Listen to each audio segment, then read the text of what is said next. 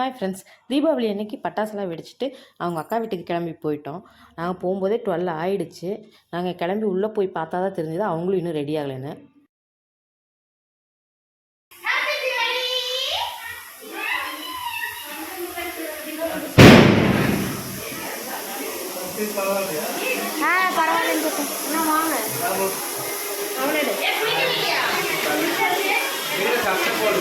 Happy Deepavali, happy Deepavali சொல்லு.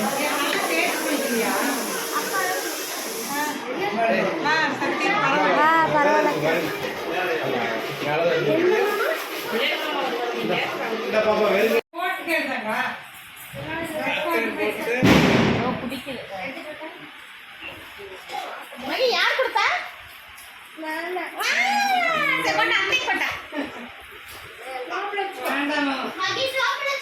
அவனுக்கு அங்கே பிடிக்குது பிரியா. முட்டிக்கிட்ட பிடிக்க மாட்டேன்.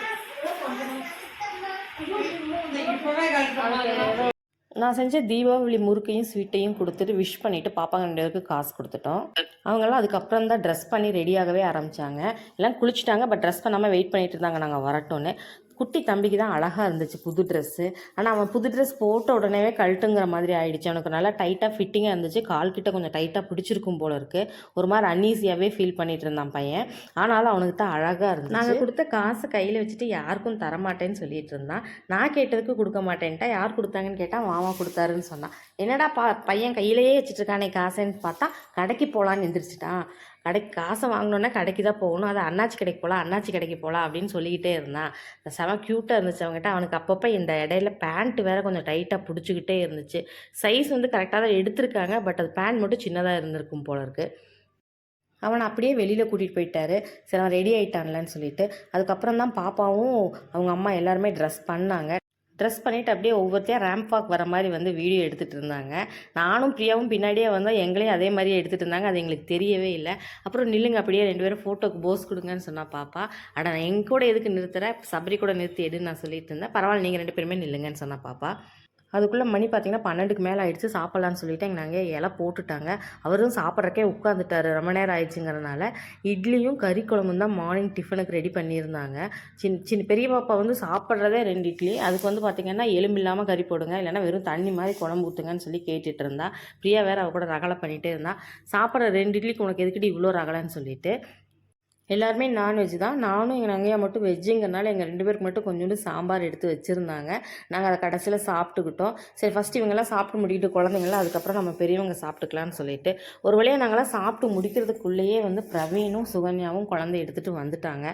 குழந்தைங்க 2 பேரும் வீட்டுக்கு வந்த உடனேவே ஃபோட்டோ எடுத்துக்கலாம். அதுக்குள்ளே நாங்களாம் சாப்பிட்டு முடிச்சிட்டோம். குழந்தைங்க 2 பேரும் வந்துட்டாங்க. சரி அவங்கள ஃபோட்டோ எடுக்க ஆரம்பிக்கலாம்னு சொல்லிட்டு அவங்க 2 பேரையும் சோஃபா மேலே நிறுத்தி ஃபோட்டோ எடுத்தாங்க. ஃபோட்டோ வீடியோஸ் எடுக்கணுன்னா குட்டீஸ் 2 செம்மையாக போஸ் கொடுக்க ஆரம்பிச்சிருச்சு. வந்து ஹர்ஷிதா தோல் மேலே கை போடுன்னு சொன்ன உடனே அவங்க டக்குன்னு எடுத்து போட்டா. ரொம்ப எக்ஸைட்மெண்ட்டாக இருந்தாங்க. புது ட்ரெஸ் போட்டிருக்காங்க, என்னடா இவ்வளோ பேர் வந்திருக்காங்க நம்ம வீட்டுக்குன்னு சொல்லிட்டு ஜாலியாக போஸ் கொடுத்து விளையாண்டுட்டு இருந்தாங்க.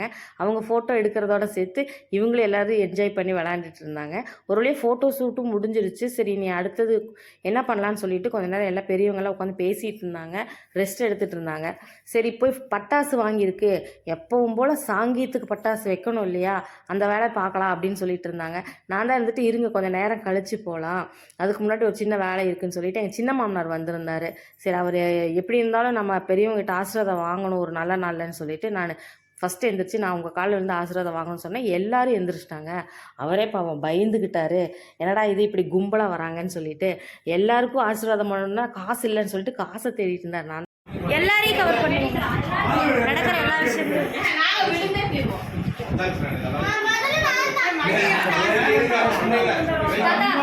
கொடுத்து தான் ஆகணும்னு சொல்லிட்டு பாவம் பர்ஸில் தேடிட்டே இருந்தேன். அப்படி இல்லாட்டி பரவாயில்ல, ஆளுக்கு 1 ரூபாயை கொடுங்க போதும், நிறையெல்லாம் கொடுக்க வேண்டாம், ரொம்ப தேடாதீங்க. இல்லைன்னு சொல்லிட்டு பாவம் என் ஹஸ்பண்டை கொஞ்சம் வாங்கி கூட எல்லாருக்கும் கொடுத்தே தீருவேன். சரி தனித்தனியாக எல்லோரும் விழுக வேண்டாம், எல்லோரும் ஒட்டுக்கா விழுந்துடலாம், அவர் தான் பெரியவர், அதனால் எல்லோரும் ஒட்டுக்கா விழுந்துடலான்னு சொல்லிட்டு எல்லோரும் மொத்தமாக அவர் காலில் விழுந்துட்டோம். அவர் கையில் இருந்தது கிடைச்சது எல்லா காசையும் சேர்த்து ஒட்டுக்கா கொடுத்துட்டாரு.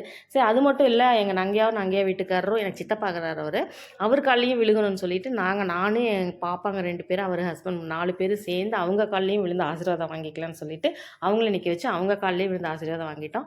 அவங்க பசங்க 2 பேர் கால்லையும் நான் பாப்பாங்க 2 பேரையும் தனித்தனியாக விழுந்து ஆசீர்வாதம் வாங்க வச்சுட்டேன். ஒரு நல்ல நாளில் இந்த மாதிரி பெரியவங்க காலில் விழுந்து ஆசீர்வாதம் வாங்குறத பழக்கிட்டிங்கன்னா எங்கே போனாலும் கொஞ்சம் பெரியவங்களுக்கு மரியாதை கொடுக்கறக்கு குழந்தைங்க பழகிக்குவாங்க.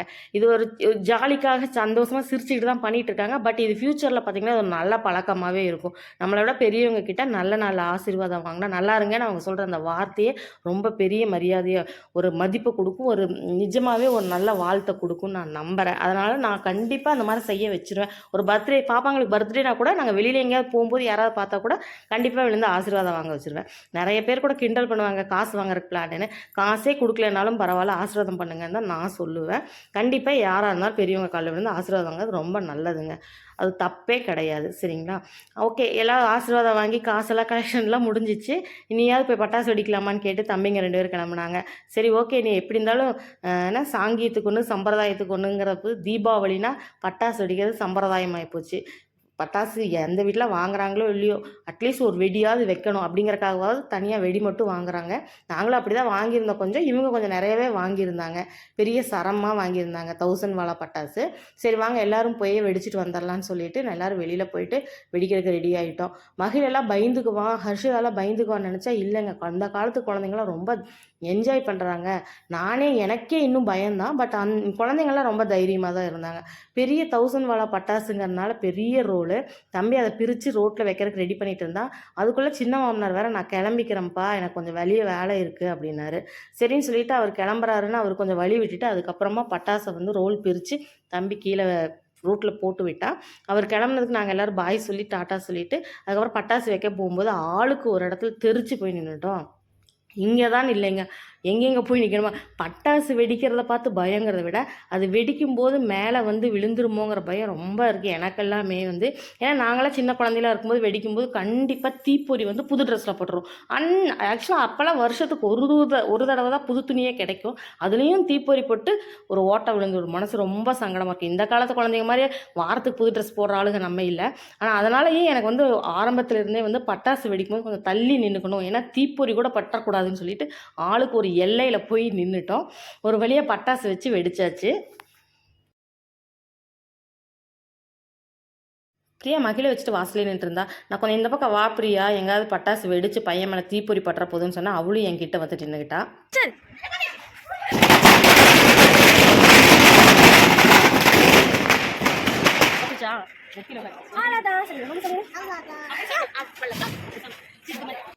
நாங்கள் நல்லபடியாக தீபாவளி கொண்டாடுறோம். நீங்களும் நல்லா தீபாவளி கொண்டாடி இருப்பீங்கன்னு நான் நம்புகிறேன்.